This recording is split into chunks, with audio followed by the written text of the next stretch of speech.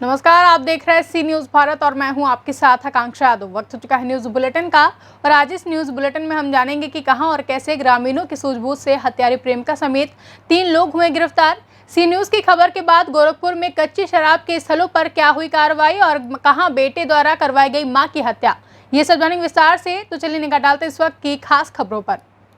अयोध्या के थाना गोसाईगंज के डफरपुर त्रिलोकपुर गांव में 2 व्यक्तियों की मृत्यु हो जाने की घटना में पुलिस द्वारा कार्रवाई की जा रही है, जिसके संबंध में वरिष्ठ पुलिस अधीक्षक जनपद अयोध्या शैलेश कुमार पांडे से सी न्यूज संवाददाता अजय सिंह ने खास बातचीत की। थाना गोसाईगंज के गांव त्रिलोकपुर के मजरा डफरपुर में 2 लोगों की मृत्यु का मामला प्रकाश में आया। एक व्यक्ति की मृत्यु आज सुबह हुई और एक की मृत्यु कल हुई थी।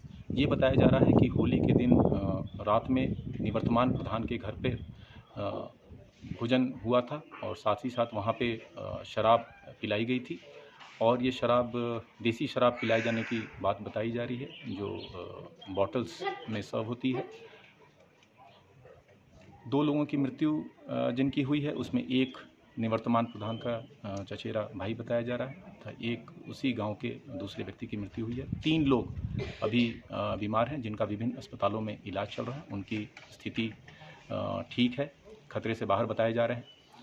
प्रधान फरार है, उसकी गिरफ्तारी के लिए टीमें लगी हुई हैं। जल्द ही हम उसको गिरफ्तार कराएंगे। साथ ही साथ ये शराब कहाँ से आई है इसके बारे में पुलिस, आबकारी और जिला प्रशासन की टीमें लगी हुई हैं। इसमें शीघ्र ही इसका पूरा चेन डिटेक्ट करके जो भी इसमें दोषी पाए जाएंगे उनके विरुद्ध सख्त से सख्त कार्रवाई सुनिश्चित कराएंगे। अयोध्या से सी न्यूज संवाददाता अजय कुमार सिंह की रिपोर्ट।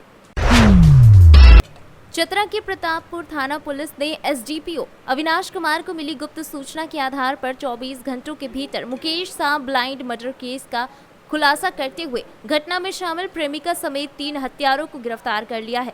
हत्यारों की गिरफ्तारी प्रतापपुर थाना क्षेत्र के जयपुर गांव से हुई है। पुलिस ने हत्यारों की निशानदेही पर हत्या में प्रयुक्त चाकू और खून से सने हत्यारे की पैंट को भी बरामद कर लिया है। पुलिस निरीक्षक रंजीत रोशन ने बताया कि मंगलवार की शाम सूचना मिली थी कि थाना क्षेत्र के करमडीह टांड जंगल में अज्ञात युवक का शव पड़ा मिला है। सूचना पर त्वरित कार्रवाई करते हुए थाना प्रभारी को दलबल के साथ मौके पर भेजा गया। घटनास्थल पर पहुंचकर थाना प्रभारी ने शव को कब्जे में लेकर पोस्टमार्टम के लिए सदर अस्पताल भेज मामले की जांच में जुट गए हैं। इसी दौरान एसडीपीओ को चौकीदार के माध्यम से जयपुर गांव निवासी सूर्यदेव दास नामक ग्रामीण से सूचना प्राप्त हुई कि उसका दामाद एक महिला और अन्य साथी के साथ उसके घर आया हुआ है। साथ ही तीनों एक युवक की हत्या चाकू से गोदकर करने की बात कर रहे हैं। सूचना पर गजवा पुलिस पिकेट और प्रतापपुर थाना पुलिस की संयुक्त टीम त्वरित कार्रवाई करते हुए मौके पर पहुंची और तीनों को हिरासत में ले लिया।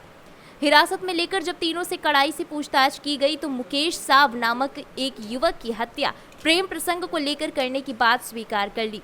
जांच में पता चला कि गिरफ्तार गया जिले के डुमरिया थाना क्षेत्र अंतर्गत नंदनी गांव निवासी काजल उर्फ गुड़िया का मुकेश से लंबे समय से प्रेम प्रसंग चल रहा था। इसी को लेकर दोनों में कुछ विवाद हुआ था, जिससे नाराज प्रेमिका ने अपने 2 अन्य साथियों बांके बाजार निवासी रविंद्र कुमार और रंजन कुमार के साथ मिलकर उसे मौत के घाट उतार दिया। घटना को अंजाम देने के बाद काजल अपने हत्यारे साथी के ससुराल जयपुर आ गई, लेकिन यहाँ ग्रामीणों को जब कपड़े में खून लगा दिखा तो उन पर शक हुआ, जिसके बाद सभी ने पूछताछ शुरू कर दी। ग्रामीणों के सवालों से घबराए तीनों ने अपना अपराध स्वीकार कर लिया और घटना में प्रयुक्त चाकू ग्रामीणों को सौंप दिया। पुलिस निरीक्षक ने बताया कि घटना के उद्भेदन में पुलिस को ग्रामीणों का सकारात्मक सहयोग मिला है, जिसकी बदौलत पुलिस 24 घंटों के भीतर ब्लाइंड मर्डर केस से पर्दा उठाने में सफल हो सकी है। चतरा से सी न्यूज संवाददाता हेलाल लक्की की रिपोर्ट। गोरखपुर में विशेष प्रवर्तन अभियान के अंतर्गत संयुक्त आबकारी आयुक्त गोरखपुर जोन एवं उप आबकारी आयुक्त गोरखपुर प्रभार के निर्देश एवं जिला आबकारी अधिकारी गोरखपुर के पर्यवेक्षण में अवैध कच्ची शराब की विभिन्न संदिग्ध स्थलों पर दी गई दबिश के क्रम में दिनांक 1 अप्रैल को जनपद गोरखपुर के थाना खजनी के अंतर्गत ग्राम बसिया खोर में स्थित एसपीएस मार्ग का ईंट भट्ठा और ग्राम रामपुरवा स्थित अटल मार्ग का ईंट भट्ठा पर आबकारी निरीक्षक क्षेत्र 7 कृष्ण कुमार सिंह, आबकारी निरीक्षक क्षेत्र 4 आशीष कुमार तिवारी एवं क्षेत्र 5 अरविंद सिंह द्वारा मय स्टाफ संयुक्त दबिश दी गई। दबिश के दौरान 20 लीटर अवैध कच्ची शराब की बरामदगी हुई और लगभग 200 किलोग्राम लहन मौके पर नष्ट किया गया। आबकारी अधिनियम की सुसंगत धारा में एक अभियोग पंजीकृत किया गया। दबिश की कार्रवाई में प्रधान आबकारी सिपाही उपस्थित रहे, जिनमें ऋतु प्रकाश चौधरी, अशोक चौहान, धर्मेंद्र चौधरी, परमात्मा प्रसाद और श्याम बिहारी राम शरद वर्मा मौजूद थे। गोरखपुर से सी न्यूज संवाददाता राम प्रताप राव की रिपोर्ट।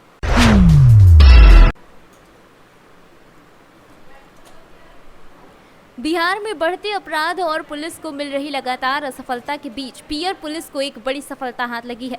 मुजफ्फरपुर जिले के बंदरा प्रखंड अंतर्गत पियर थाना की पुलिस ने बीती 30 अगस्त को जरंगी पेट्रोल पंप के समीप हुई एक महिला की गोली मारकर हुई हत्या में सुपारी किलर को गिरफ्तार किया है।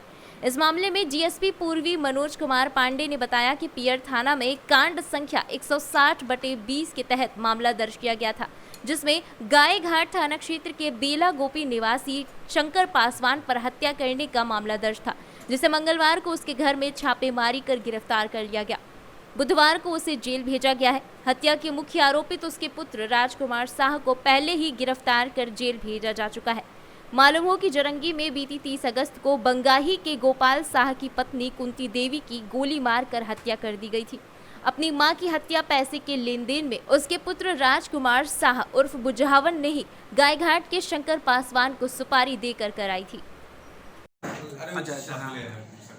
पियर में एक महिला की 30 अगस्त के आसपास एक महिला की हत्या कर दी गई थी गोली मार के।